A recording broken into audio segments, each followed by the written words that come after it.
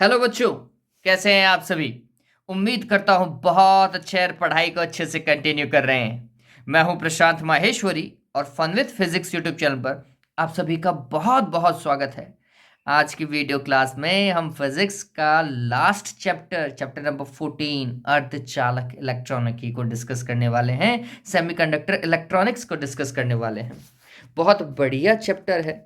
4 mark का ये एक चैप्टर है और इससे सबसे सिंपल क्वेश्चन आने वाला है इस बार।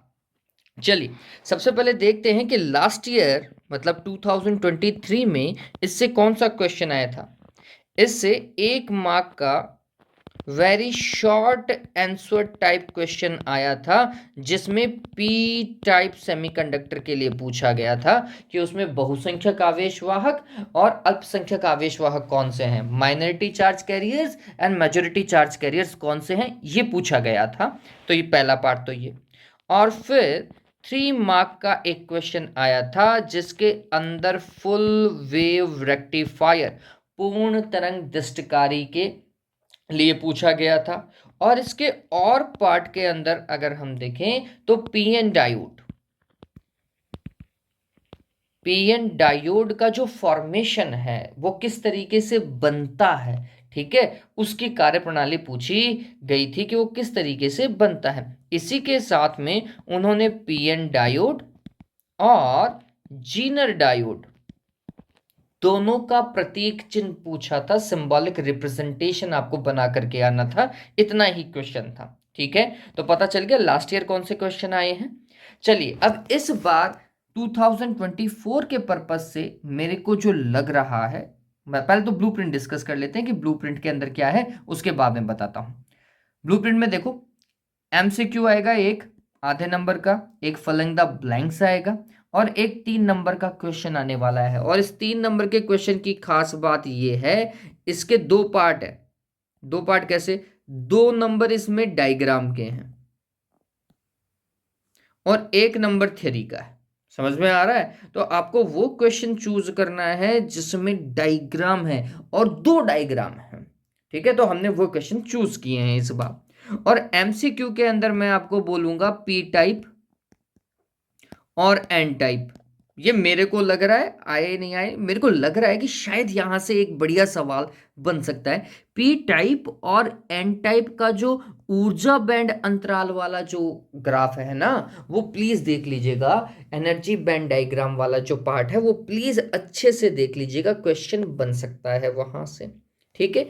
और नेज अर्धचालकों के लिए majority of minority charge carriers, sorry, majority of minority charge carriers मतलब इलेक्ट्रॉन्स और होल्स का जो अनुपात होता है वो कितना होता है, 1:1 होता है। ये थोड़ा सा ध्यान में रख लीजिएगा। प्योर सेमीकंडक्टर के लिए जो चार्ज कैरियर्स का जो रेशियो होता है, इलेक्ट्रॉन्स और होल्स का जो रेशियो होता है वो इतना होता है, 1:1 होता है। ये प्लीज देख लीजिएगा, ये मतलब एक अच्छा पैटर्न बन रहा है, मेरे को लग रहा है ऐसा। चलो, और मैं क्वेश्चन डिस्कस करूंगा एमसीक्यू और फिलिंग द ब्लैंक्स के लिए। आप क्या कर सकते हैं, आप वीडियो को देख सकते हैं। वीडियो में जो डिस्क्रिप्शन है उसको प्लीज चेक कर लीजिएगा और लॉन्ग आंसर टाइप के लिए भी चेक कर लीजिएगा। आज देखते हैं कि हमारे पास में बड़े सवाल में कौन सा है। बड़े सवाल में जो मेरे को लग रहा है जिसके अंदर डायग्राम है वो है आपके पास में difference between conductor, semiconductor and insulator using energy band diagram. ऊर्जा बैंड अंतराल के आधार पर चालक, अर्धचालक एवं कुचालक में अंतर। एक बढ़िया सवाल है। आरबीएससी बोर्ड में अगर आप देखोगे तो 6-7 सवाल मतलब साल पहले ये क्वेश्चन पूछा गया था। एक बढ़िया सवाल है जिसमें डायग्राम है, ठीक है। तो प्लीज ध्यान में रखिएगा। फिर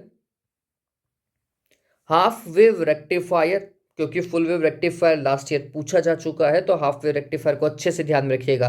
और देखो डायग्राम कहां पर है, एक तो सर्किट डायग्राम खुद है और एक इनपुट और आउटपुट का जो वेवफॉर्म का डायग्राम है। तो 1 नंबर इसका होगा और 1 नंबर इनपुट आउटपुट वेवफॉर्म का आपको मिल जाएगा और वर्किंग का 1 नंबर होगा, ठीक है। तो आपको ये याद रखना है। वर्किंग में डेफिनेशन जरूर अच्छे तरीके से याद रख लीजिएगा। अर्ध तरंग दृष्टिकारी हिंदी में है। आपको परिपथ, कार्यप्रणाली और निवेश और निर्गत का जो तरंग वक्र है वो आपको पता होना चाहिए। बढ़िया तरीके से याद कर लीजिएगा, ठीक है। और तीसरा क्वेश्चन जो कि इंपॉर्टेंट है, ये वेरी वेरी इंपॉर्टेंट है। क्या भाई? पीएन डायोड का फॉरवर्ड बायस और रिवर्स बायसिंग। उत्क्रम अभिनति और पश्च अभिनति, सॉरी, उत्क्रम और पश्च तो सेम ही होती है। अग्र अभिनति और पश्च अभिनति अच्छे से याद कर लीजिएगा, क्योंकि यहां पर भी दो डायग्राम है। एक सर्किट डायग्राम है, परिपथ चित्र है, एक उसका वीआई कैरेक्टरिस्टिक डायग्राम है, वीआई अभिलाक्षणिक वक्र है, और उसकी डेफिनेशन।